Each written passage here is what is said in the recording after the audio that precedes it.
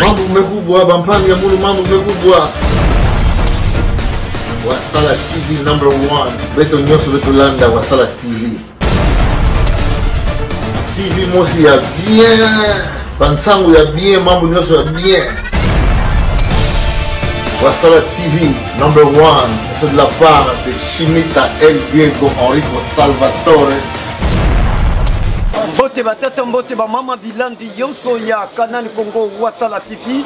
Beto pesa weno kifunda ba mbote mingi mpamba fe na lemvo ya tata nzambi beto nguza tambula ya imafimpi ya beto na kusikila na yau beto ndila beto kaka ndandulu ya mbote na babivinga beno bika nzambi na mazulu ani tatamana kukeba beno na kiyenge yonso teleka bampangi bubu ya kele kilumbu ya beto ya zole beto kuza sabisa beto ti kilumbu ya zole ya beto bokila ka mardi na lumputu ya kele bilumbu beto kuza sabisa bampangi yonso ti kilumbu ya beto tubila sikulu ya beto ya ITP Matadi bubu ya beto kuza tubila yao sikulu yango wapi mutindi yeto makuza kuyantikina betrelanda kinkulu yango kaka na nzila bifikulu ya beto ya Canal Congo Wasala TV telika bampangi yonso beto zabeti bambote bika tatamana kusikila kiyenge pe bankazi kuna na bainzo beno yonso beme bakama nzambi bika anisa kumuna beto bubu yai yakele kilumbu mosi ya kiese samna beno bekuza kutana diaka na luzolo ya tata nzambi mepesa kifunda bambote mingi na papa de pata papa de pata na mtoto ya mputu vile nzambi sakumuna nge kitwa didiaka ya munu kuna mke pesaka kifunda bambote nye papa Dudu Lengana mepesa bambote mingi papa Dudu Lengana kitwa dina kazi na bana nyonso bika nzambi sakumuna beno matondo bingi ya munu diaka popsi mavinga na mtoto ya mputu vile popsi mavinga ndoi pamba ve lukombo betuke kitwa dina lukombo bubu ya beto na kusala manaka kintwa dina lukombo pamba vebe no kuza moneti bubu ya lettre ji anikena kutatamana kufutukila kisalu peke na kukindakana kaka na nsila bifukula beto tasabeno kena kusala beto kitwa di papi kimbuta kamera pro yani kena kusala beto na kilumbu ya bubu ya teleka bampangi beto kezola mingi kunengumuka na basikulu beto ITP metekila beto kenengumuka beto lomba na mfange sulpe toto ani kama beto kitwa di beto ina beto mezaba kunengumuka na luzola tata nzambi beno landa tala sikulu beto ITP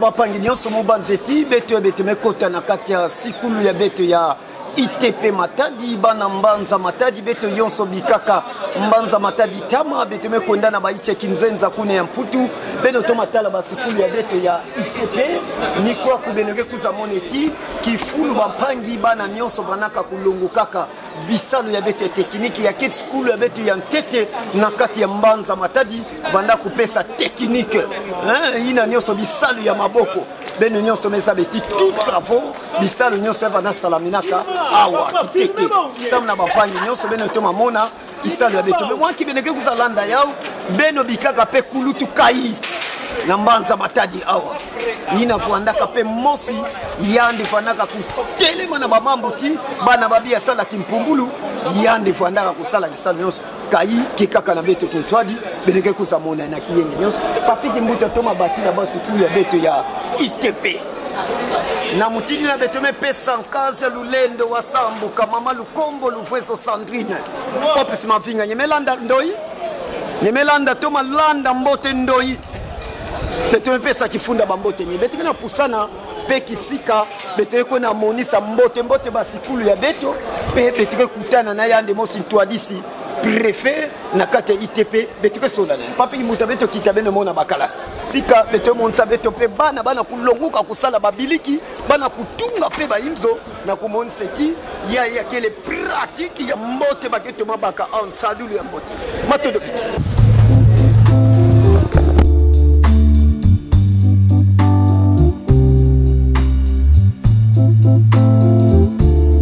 na bampangi nyonso betekana monsa beno sikulu ya bete ITP ba ya mekumaka na kati ya nloko ya lupango pamba fe lupango mekanga kaya yake vanda dia fe mutindo ya vana vanda ti bana ke kuzatanga bau anenda sabuka nana metina nandi bilumbu ya mambo ina ke vanda dia kana ITPP pamba fe lupango nanga bene mosi bengi na mona clôture ba metula ka lupango mosi ya nene mwana nenda sabuka fe baka ba bibengele masa tula vana na zulu teta mintutu ya bibengele ba masa tula mutule kaka nenda kusabuka fe tala lupango ya kaka tina ndambu ina beno yonso na komona ITP ni yawe betona songisa beno matondo mingi na bapangi nyonso na kolanda beto betresi bakana fe kupesa kifunda bambote mingi na mune mosi kulutu Dede Mabiala papa Dede mepesa nye kifunda bambote mingi nyeke na landa beto na iti ya mputu ITP Matadi yai beno lombaka beto yau yai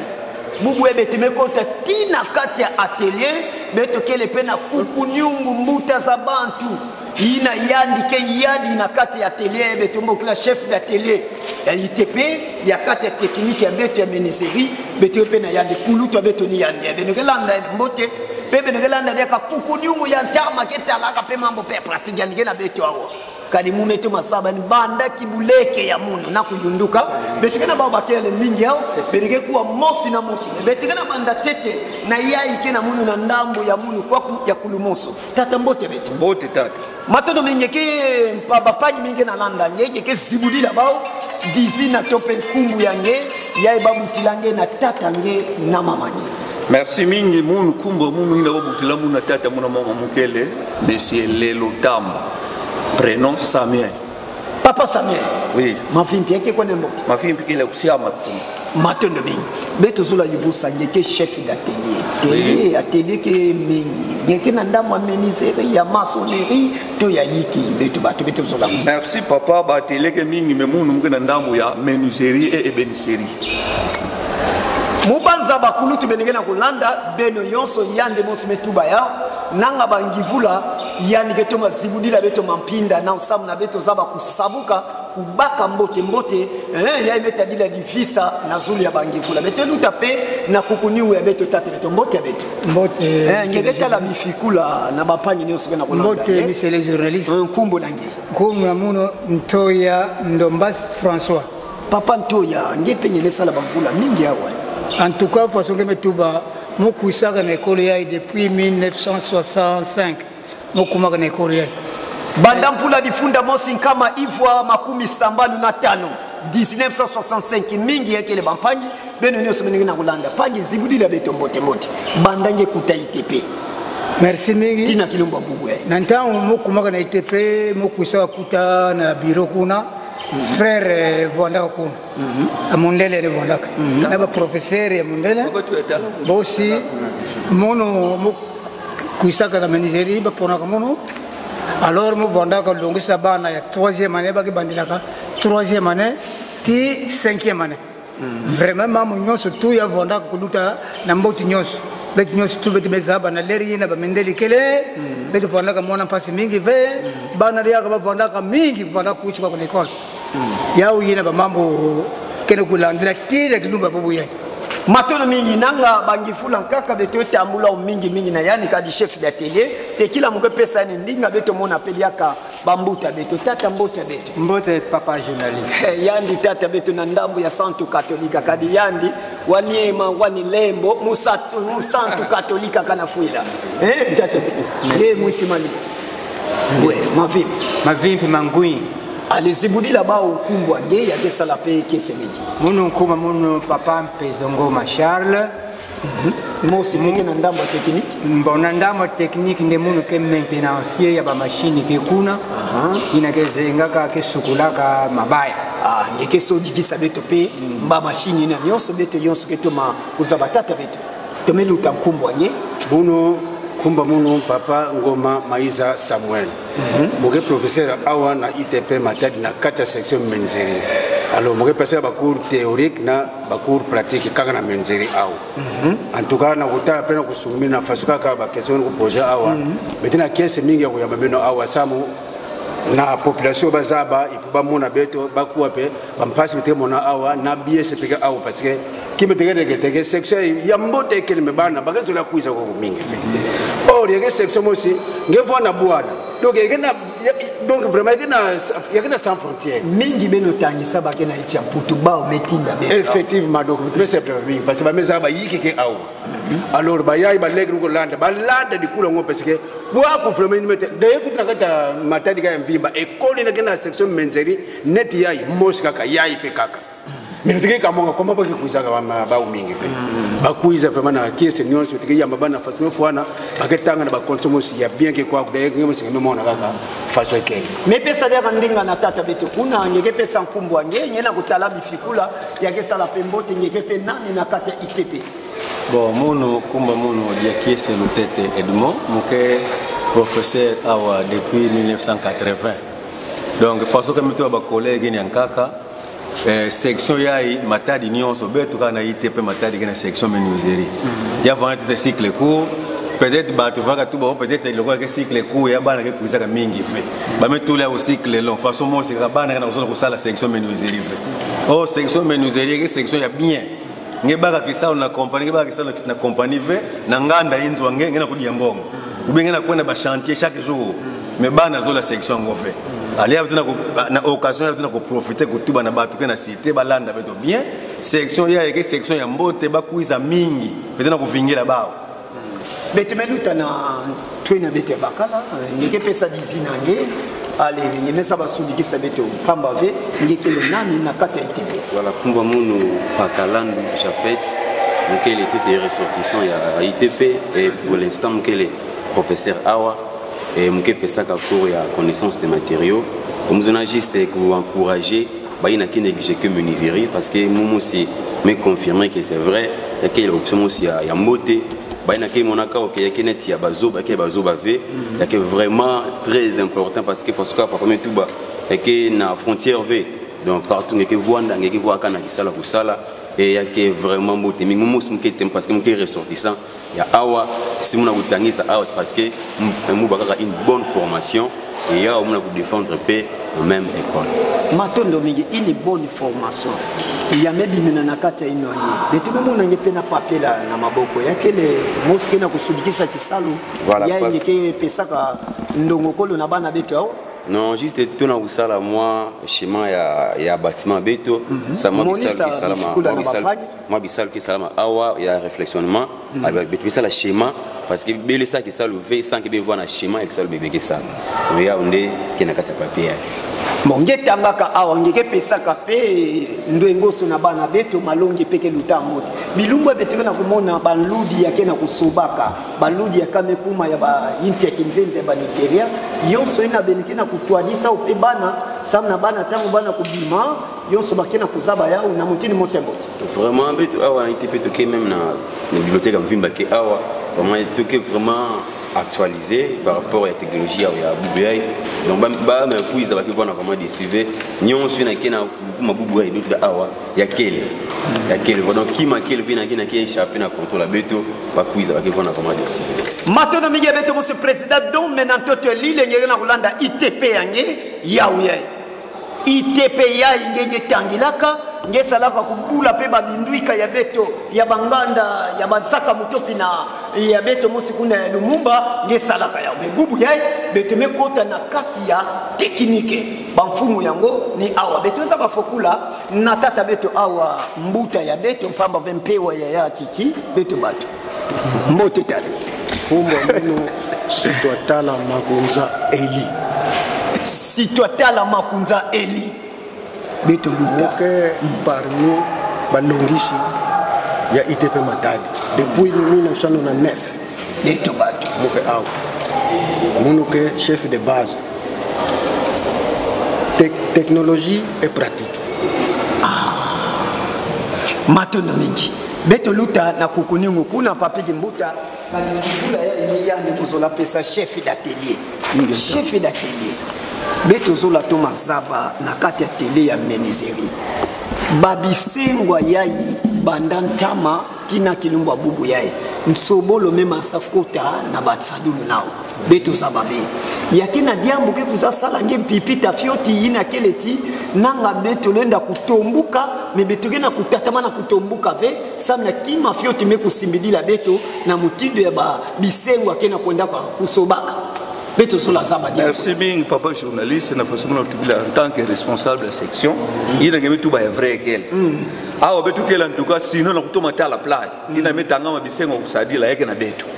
Mais à part ça ba machine pekele ina ya moderne kuma tena beto awa fait. Mais la grande partie nyonso il a sala yake na beto awa. Mais beto kulomba pekaka ba parmi ba machine parce que ça la pe ba rapport chaque fois ba machine ina même manqué na beto. Bagi pesa beto bagi promettre que beto toujours au fur et à mesure que kuisa kaka. Mais sinon en tout cas c'est parce que comme le temps même moi c'est na utuba awa muke sortant ya awa ya ITP depuis 1983 ba kuku ni ngenge na muna batata ya ba utangisa ah papa Ntoya tela papa Ntoya les doyens mais comment aller mais ni boîte tomate tu travailles bien tomate ngolo mo malu ya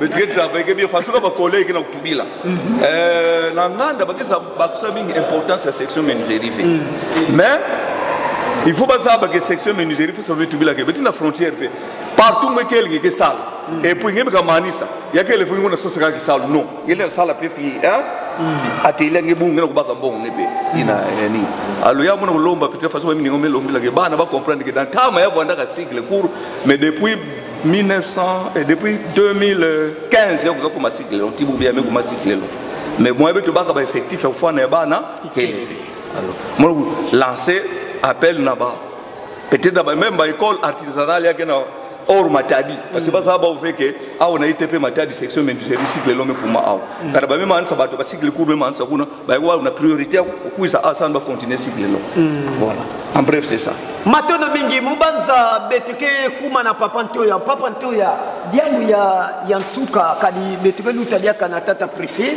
yani ke zibudila beto liaka ba mfula ikwa pamba fe sikulu ya beto ya mesala yonso bitekuza kubakao na yani mosesi budila beto liaka diambo ina ke Thomas Sepedi Sange ina keleti bana bafwa na tatamana ulanda kisalo ya kadingeke kukunyungu nimezibula bana ngetala bana ni masa yundula bawo na ngena kubuta na bantekolo ngena kulela pe bansafudila beto bato. Merci tata journaliste mutine ngemetuba ko betike longsaka bana kwako mon ke pesaka ba exemple mingi ba section mingi que les dans l'emploi. Mais la section menuiserie, forcément que il y a que parmi les premières priorités, il y a contre monde. Parce que soit le président de la République, quand on est sonica, il faut en fait de voir la guité. N'a que ça la guité, menuisier. Les canamfou. Namfou. N'a le fait de ça la saluina, menuisier. Alors, Nansou. Papi qui bouta mon saba wa mfulu, samba to makala ke. Fulu. Bi makena kusalema awa na kati ya ITP. Il y a immense, ça mon a consolé la barrière, il y a un gramme, douana, il y a la politique, parce que ça s'est bien quoi, le col la mesa est démontable, mais le col avec tous les vernis, il y a eu les monde qui séparé avec les pieds. Il y a eu une disons que donc il y a qui est mingi ba machine ya kwa kwa ndike sala nyoso ba nyoso ba opération bino mona bima nyoso ba machine kwa à part ça ba bima mingi beti sala ta bino mona ba armoire ya una ku papi gimbota to mabaki ba armoire ya toujours pratique ya bana classe si bana kulima ba meza ba kusala kisala pratique ya bana classe mama Josephine Mvumbi to matala mamba ngoya mama Christine Mbiya Vanga nyonso nyangeke salaka ya mbote bambu kila sikulu ya beto ITP moyo kadi bakukunyungu bubu yeba mekatambula kia mfukila na babisalu nyonso bana kulongisa bana ke sala pe mbote biki songisa ba beto suwa kana ba meuble au ve bitigidi kana ba pompi ba serke ya yinzo yake vona suka beto nyonso yeko ndilaka kana ni kuma na faire le signe ngenge uza kota kaka kwa nyonso ya betigidi longisa na bana ke longo ka bima nyonso donc ya mo tubila ke bana fe ba kuiza parce que bima nyonso na metanga ma ya menuiserie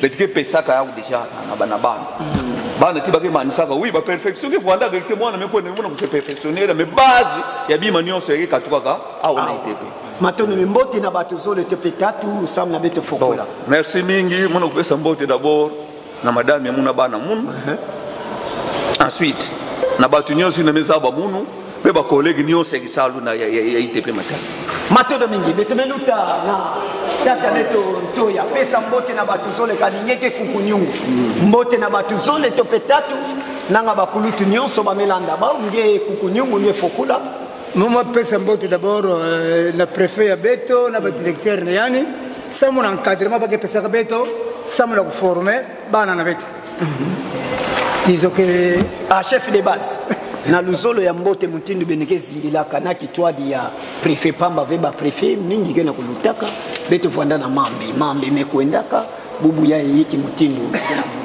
saduru ke kaka yana kutatamana kulanda dikulu ya mambi tope wapi mutindu beto bato saduru mundu lenda luta mekishalu moya luta ikeleve matoni donc mume pesa mbote na beno titemekuza tala beto bampangi nyonso beto ke evre ke kwaku tina bamfuma beto kuna na ndimba ba inspecteur ba directeur de province tout tina endi mosi mfumo bwana gouverneur bambote ba uni matono mini papi muta beto luta bakena monsa beto machine beto mona machine pe ke sala mbote ke salaka pare na mosi na chamos dresseuse ya yake ambonita yake salaka mbote na bana peke loga ka unataka bao au samna kumonsina bao tija kusadina betemeluta na ba machine na kuna betemuna okebwela dia fidiambo yayi parce que façon na tubila ke bana babanga pe parce que bagelonguka na kusadina na maboko et puis bagelonguka dia kusadina na machine voilà ya betegele betina kati ya salle de machine ya atelier menuiserie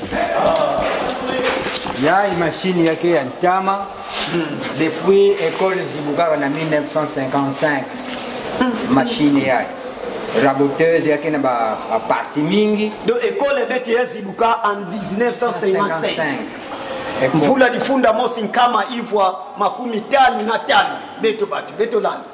Alors munu pe mukuza kuma awa na 1964 bana mubanda école na kusala kisalo munu mukuza kupitana mashine yake mais yake na mwa bakoko so fioti ba pan bitke nwana kaka na bomisa yake sala kaka malgré que ba pan bitke bomisa na bana pe bana kusalia matondo mbanza benike na kulala awa ya bwana kaka sia liban mais yame kumaka ya kufwa ba mindele kinilaka beko machine ya mtaka bila beli kina kuona bana na toala na ukisaraka donc vous pouvez préciser maintenant pour apply que ba machine ke ke des catégories yankanga ba machine ya tama bikaka ba belge yankanga ba machine ya ba kuzila betu na coopération belge et ya parmi ba machine ya bina mona kanyon so ya ba machine nyonso ya machine yonso ya pembe ya ndeu na tina betu ba belge voilà na coopération hein alina ya ndeba salabika ba bosse ya ita kina côté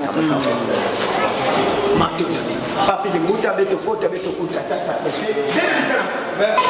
matodo mingi na bampangi nyonso mubanza beto memonisa beno atelier ya menuiserie beto memonisa beno ba machine kifulu bakesadila ba machine uti nyonso ke lutilaka beme kuzalanda ya na bafumu ya batelier ntango na beto mefwana beto kuza fokula na kukunyungu yandi mosi kulutu minu betoke na yande awa ya ibeke toi d'ici ya kata ITP ya Matadi ya betoke na tubila préfet de cette île yandi ke tala mambo nyonso betoke na yande awa beno nyonso pali beno to matala yandi basala bibila beto na tata préfet mambi wendaka beno mimi zabaka mambi salabika pesi kumbe beto ya tekila pe mambi alivande beno kuzabaka pe nyonso ina bubu ya mutu na mutu ke lutaka na ntamu tata beto mbote ngeta la bifikula na bampangi nyonso ke na kwala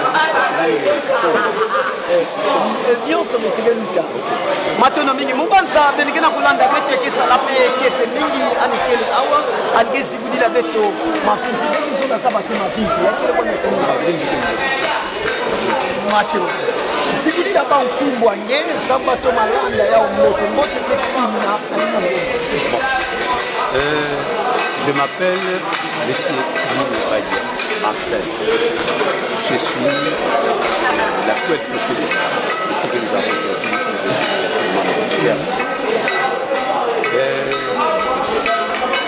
Le défunt nous avait quitté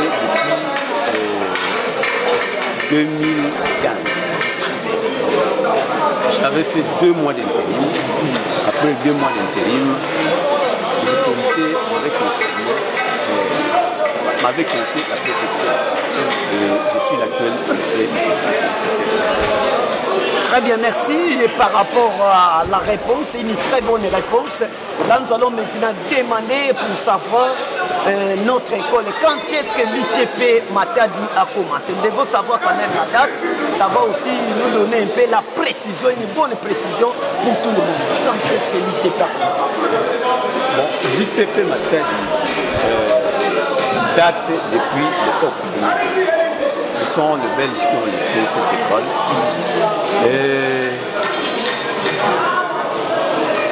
L'ITP Matadi, l'école à l'époque belge, les travaux avaient commencé en 1952. Et la fin des travaux était en 1956. La date où on avait inauguré les 2 sections qui étaient en gestation. Il y avait la maçonnerie sécuritaire et la menuiserie sécuritaire, à part la mécanique générale et l'électricité. Et actuellement, je suis le 7e préfet. Et il y avait 7 autres qui avaient précédé, dont je ne vais pas donner les détails. Mais du moins, moi je suis le 7e préfet. Donc, le préfet Mambe était 6e. Le préfet Mambe était le 6e préfet. Moi, je suis le 7e préfet. Actuellement, l'ITP Matadi compte 118 agents, 118 professeurs. 118 professeurs. Et nous avons 1500 élèves. Et nous avons plus ou moins 7 filières, non, 8 filières. Nous avons la mécanique générale, nous avons la machine-outil, nous avons l'électricité industrielle, nous avons la construction bâtiment, nous avons l'électronique, nous avons la menuiserie, nous avons la mécanique auto et la maçonnerie. Donc nous avons au total 10 filières. Et nous avons 2 vacations. La première vacation compte 30 classes autorisées. La première vacation qui fréquente la vente. Et la deuxième vacation regorge 25 salles de classe autorisées. Au total, l'ITP Matadi compte 55 salles de classe autorisées avec un effectif des agents de 118. 118. Merci.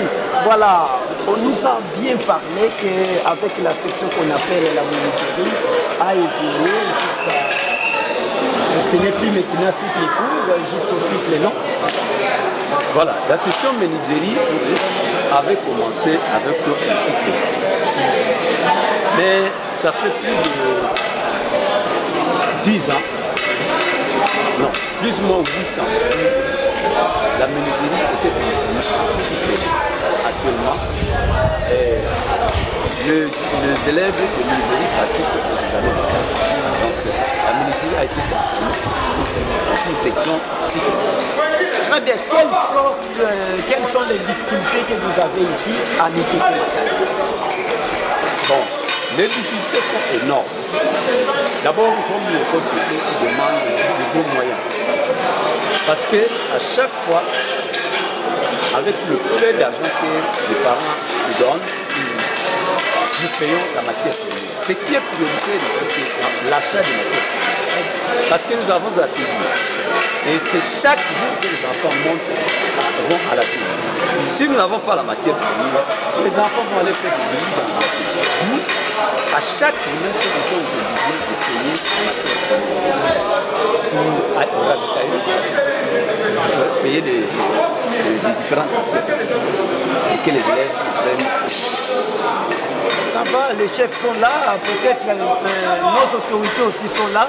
Vous êtes là libre, présentez si tous vos souhaits, présentez tout ce que vous pouvez en avoir besoin à demander à nos autorités, ça sera aussi bien.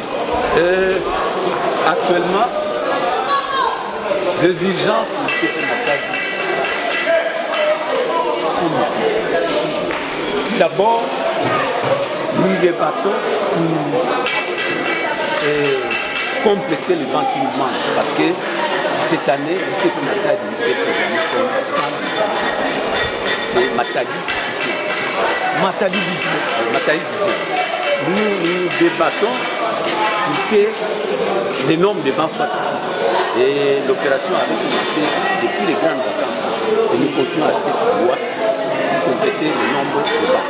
Parce que c'est pour la toute première fois dans l'histoire de l'ITP Matadi soit un centre de santé. Donc nous débattons pour compléter le nombre de bancs avec le moyen de bois. La deuxième préoccupation, les pluies sont abattues abondamment ici à Matadi. Et ça avait abîmé notre tronçon. Très bien, nous avons vu ça. D'ailleurs, il va prendre des peu avec peu de moyens, nous sommes débattus pour créer des sacs vides et remplir les sols et puis déblayer un peu, rembler un peu la route. Mais cela ne suffit pas. Nous cherchons des moyens pour que nous puissions rembler ces tronçons. Parce que vous avez aussi vos élèves qui ont étudié ici. Oui, nous avons. Surtout les passagers, parce que vous avez passé ici. Vous autres, vous êtes là, vous êtes nombreux d'ailleurs. Voilà notre préfet actuel. Le préfet actuel qu'on appelle, vous-même, vous le connaissez quand même. Il vous a quand même présenté le nom. Il est là. Il va dire ne fût-ce qu'un mot auprès de vous, parce que vous nous avez quand même demandé aller descendre à l'ITP, aller prendre un peu des images. Nous sommes là. Le préfet lui-même va présenter tout ce qu'il peut avoir comme besoin. Préfet, vous avez un mot? Oui. Vous pouvez le dernier mot parce que nous sommes maintenant à la fin. Oui. Vous-même, nous avons des besoins très importants. Le bruit que les enfants utilisent là, c'est chaque fois.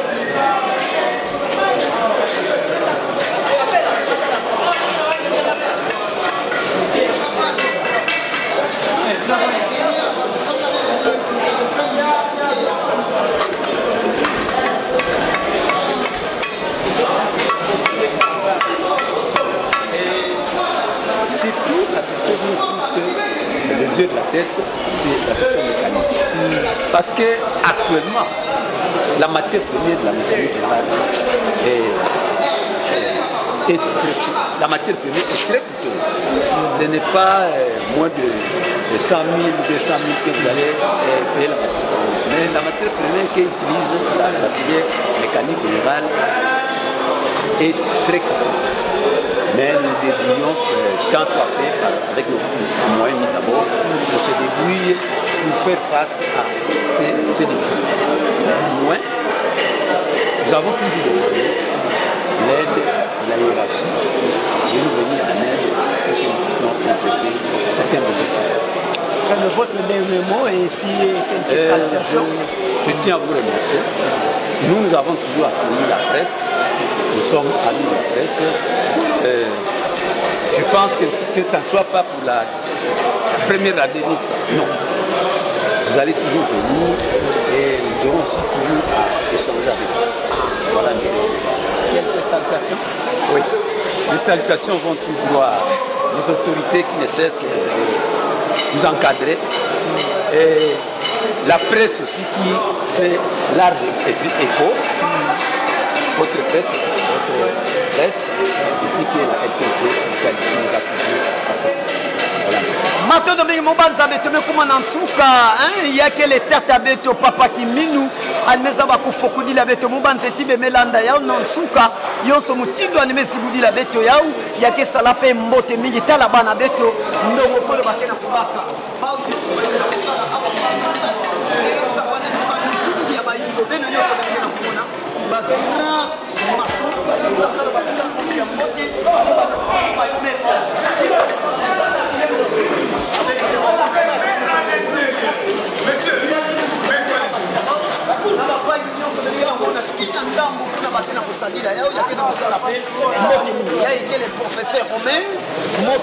mosi na kati ya ITP Matadi ana kulandela kutoma zabeti isalu wapi mutindu bampanyi bakena kusala tata kome mbote tata Mateo de kisalu bena dia vraiment yaki kula kutubula venga mosala kumona ifaso tana kusala na bana awa vraiment ba exercice ina ya antikila samuti bazaba ifaso baketungula kabayindi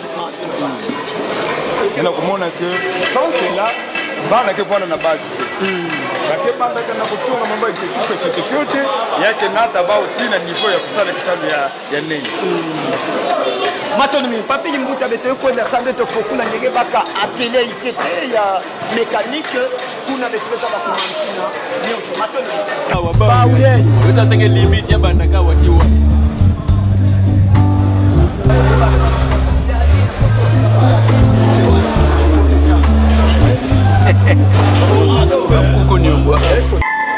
Matono bigi da bapangi nyonso beteme kuma na nsuka ya ipe mosi longi sike longi saka bana na kati ya atelier ya mécanique ya nde beteme kusa kuta awa kukunyungu mubanza ni kwa kubetreza bakusa fokulila na beno landaka betu na kati ya basikulu ya betu ya ITP na ndimba kuna beteme monsa beno atelier menuiserie beteme monsa beno ba machine outil bifulu ke bapangi nyonso bakesa dilaka na bifulu bakesa dilaka beto bankela bememo na bankela bememo na bamfulu bememo na pe ba meza ya beto kudila bememo na yao yonso na bememo na pe bisika ya kulundila bima batiroire yonso bememo nana na bizola tatanzam sana kumonsa beno ti ITP kaka na kifulu nani ya ntete yake na sikulu mosive na kati ya Mbanza Matadi inalenda songisa lembo ti amefua nakana na ITP tala bisika mbote ya kusaba kutinda bana beno ni yao yae matondo mingi ndinga kaka na mosi ya betu na ya kati ya betu ya disuko ya betu ya mécanique samna betu zaba kuza kufokula tata betu mbote yange ngeke tala bifikula na bapangi nyonso na tala nge kumbu ange pe nyemesa la mvula yuko na kati ya atelier ya mécanique. Merci pangi journaliste de cette année la commune de la PC.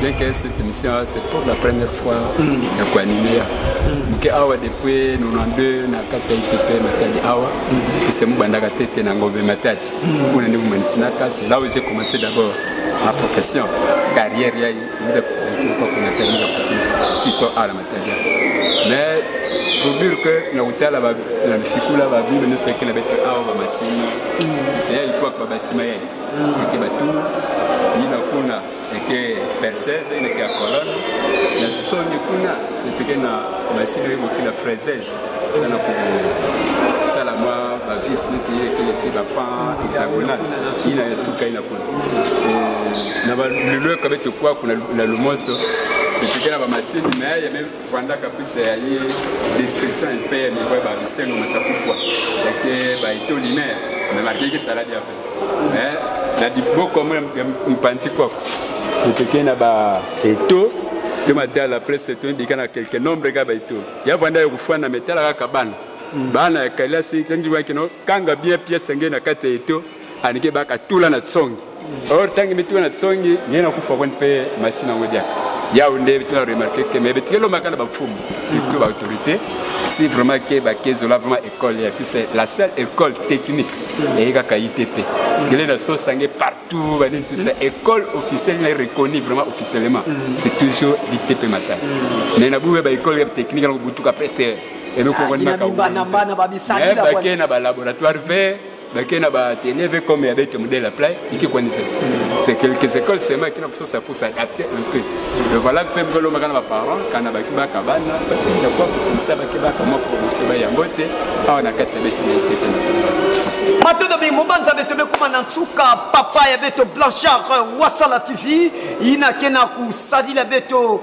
mambote yonso na kati ya siene kitoko mutindo ya kanali Congo beto mepesa beno bambote mingi beno yonso pesa ka beto ntango na kilokula kulanda beto ya meza bakuza kuluta na kiyenge yonso ya tata Nzambi betike tata mana kusimbidila beno ve mwa kibeno bikala kaka vana na kulanda ka siene kitoko ni kwa kubenegela ndaka babi fikula mosa ya kitoko benegela ndaka pe basikulu ya beto mutindu kele nsadulu ya basikulu ya beto mwaki bavu na ngeve ITP yake ya ntete samuna nsadulu ya bisalu ya maboko ya beto betu bila technique la technique ITP me kusimbidila yao banani bandaka kusimbidila yao tikilumba bubu yai aliziokuna yao tete vani pesa yao na mutu kaka anike pesa yao ve yake kaka na yandi nsadulu nandi yake kaka mutindo anememe sanaka mutindo ameyukanaka yake na kusala kisana na mambote nanga bememona bana kalasi bana kutunga bainzo bana kalasi bana kusala yonso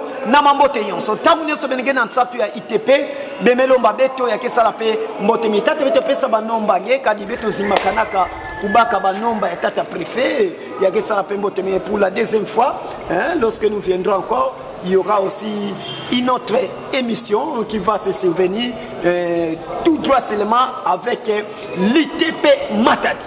Merci sana mo kumba mo tete yake Marcel Bavudibio qui est professeur à ITP Matadi na nomba ya munu bien que numéro de téléphone 080 89 89 33 180. Il y a un pangle na bokila. Il y a un rejoindre mo na 089 89 33 180. Regina nde numéro nde baglia bokla patia awa na kati école. Même que c'est la pange kalange kuisa kilumu.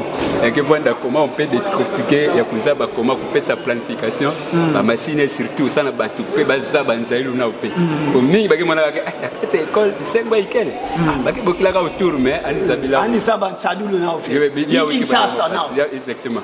Mais quand c'est vraiment émission ce qui voit animé uniquement sur ces machines. Ça me voit mettre kuma na nsuka. Mais ça babeno benike bakukunyungo bampangi mubanza abetemeza bakuza fokudila ebeto papa Sami na iti ya Mputuvile mepesange bambote mingi papa Amako Enze mepesange bambote mingi Popsi Mavinga mepesange bambote mingi papa Masko Nzuzi mepesange kifunda bambote mingi Denis de Bambongo mepesange bambote mingi ya munu diaka bekaka kuudi ya kubanza Matadi kena kutatamana kuvingidila nge beto kena kupesa nge kifunda bambote mingi na iti ya Mputuvile muke konda fe kuzimbakana diaka ya munu diaka papa Don la salle polyvalente Don dédié kisika penye tangilaka awa papa Don José Moko kadingeke na mbanza Matadi mvunda ya mbote awa na mbanza Matadi bika nzambi anisa kumunange pena luzola mbote samna beto zabakuza fokula ya muno mosi mama fi mama Nzuzi la couturière na ntoto ya France mepesa bambote mie papa Jackson Selele kifunda ya bambote mingi kintwa de dikanda mvimba wa Sala TV mepesa beno bambote mingi wasala Cyprien wasala mepesa bambote mingi bika beto bika na mbote ya bandaka mbote ya mesa bakusa kufokula na mambote yonso beno bika na mbote mambo mekubwa bampangi ya mulu mambo mekubwa Wasala TV #1 beto nyonso beto landa Wasala TV